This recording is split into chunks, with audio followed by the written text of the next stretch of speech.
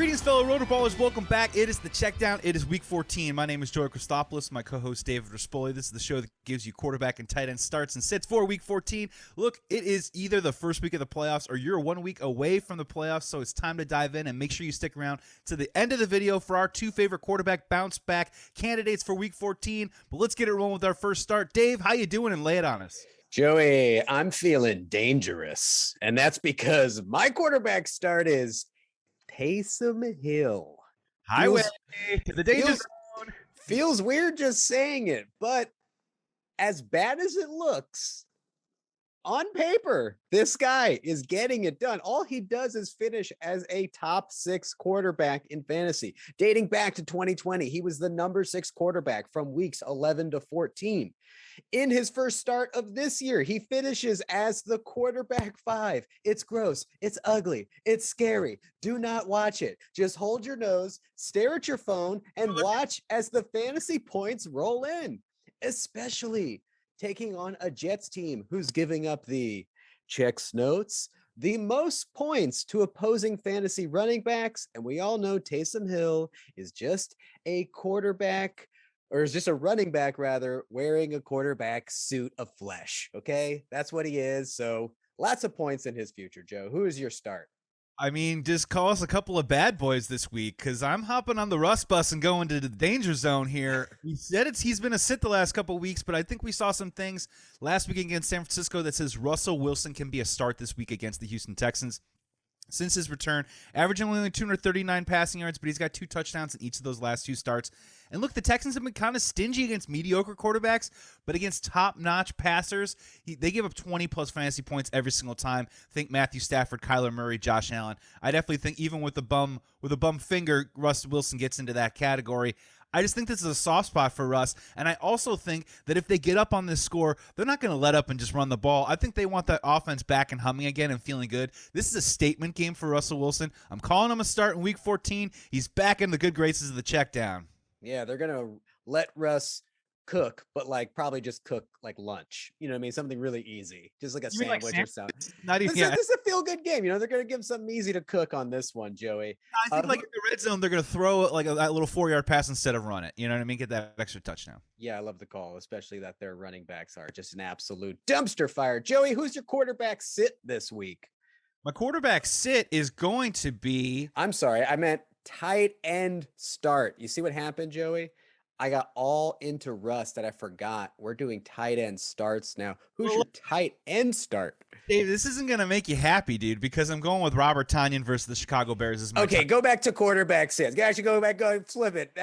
Maybe that was my subconscious saving me.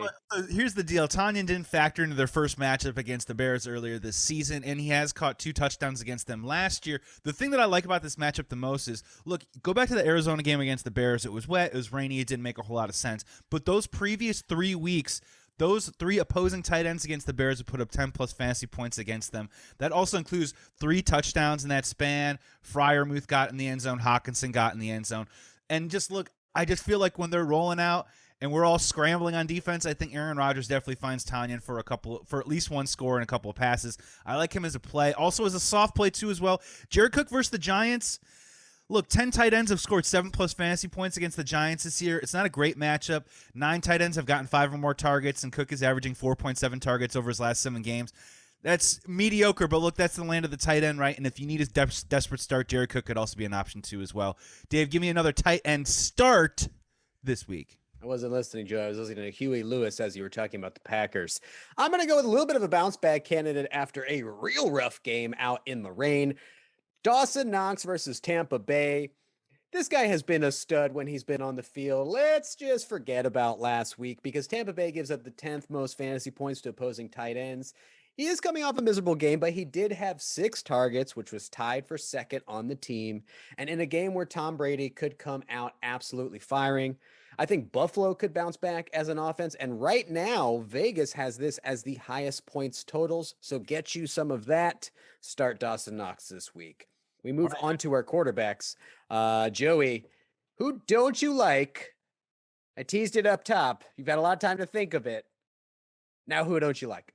All right, let me lower the boom for you. Dave, let me ask you something. In the last 7 years, you want to know what's never been uttered on the planet Earth? Hey, Dave, how'd you make the playoffs this year? Oh, Matt Ryan. It's playoff time. It's crunch time. Matt Ryan, I don't like the matchup versus Carolina. They're allowing the fourth fewest fantasy points to quarterbacks. They're allowing on 196.9 passing yards to quarterbacks all season long. And Matt Ryan himself in week 8 put up a 146, 1 touchdown, 2 interceptions against them. Look, can he maybe top that number? Sure. Can he go far beyond it and get you a big number to get you in the playoffs? I don't think so. He is a sit for me. Now, Dave, I ask you this. I'm going to hand you a grab bag of all sorts of little goodies. This is like a secret Santa, if you will. Okay. A lot of these quarterbacks have really good green light matchups, but I want to ask you, which one do you probably prefer out of any of them? Cam Newton versus Atlanta, Baker versus Baltimore, Teddy B, Bridgewater versus the Detroit Lions. Are any of these worth playing, Dave? Yeah. No. Oh. Final answer. No. Folks, you can't do it. Cam Newton, you're looking at Atlanta. You're going, this could be, an absolute bounce back for him. Everyone puts up points on Atlanta. I've heard other fantasy analysts touting Cam Newton. You can't do it, folks. You can't do Baker. You can't do Teddy Bridgewater. Why? All of these guys have put up multiple single-digit fantasy points games this week. Their floor is low. Their floor is ground level. It's below the lobby, folks. You can't be starting these kinds of quarterbacks in the final week of the regular season. If you're making a playoff push, you need a sure thing. You need high floor. You don't even need to be shooting for ceiling. You just can't lay an egg in your quarterback slot. I'm saying sit them all.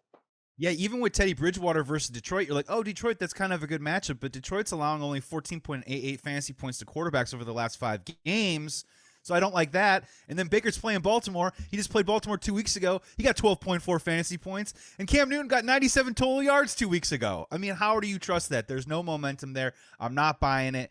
And I think those are sits for me, which means we also have to get to our tight end sits this week. Dave, who do you got as your tight end sit for week 14? Well, I'm going to go ahead and pair him with the quarterback you talked about, Kyle Pitts. Joey, it turns out we were right about him. Okay. It's been a little bit of a roller coaster ride for us on the Kyle Pitts train, but one of our best offseason calls was this guy was a 4th round bust. Too pricey, and it turned out to be true. There were some middle weeks where it was like, oh, we were sweating a little bit, but things have evened out. Why? Defenses have learned he's their best weapon. They're double teaming him, triple teaming him even. Got some fun stats or some not so fun stats if Kyle Pitts is on your fantasy team. Matt Ryan does not target him in the end zone. That's a fact. Just 4 end zone targets all year. Doesn't make sense. And in his last 4 games, he has zero end zone targets, Joey. Not red zone targets, end zone targets. So when they're really down on the 5, he's getting no looks. He's getting double, triple coverage. And Matt Ryan is forced to use Russell Gage and some other dudes we've never heard of. He only put up 21 yards when he played Carolina a couple of weeks ago. He's a sit again against Carolina. Again, something that hasn't been uttered in 6 or 7 years. Hey, who'd you just draft? I drafted Matt Ryan. Oh, wow, good job. No, that hasn't happened. That hasn't happened in a long time. My final tight end sit this week is TJ Hawkinson versus the Denver Broncos.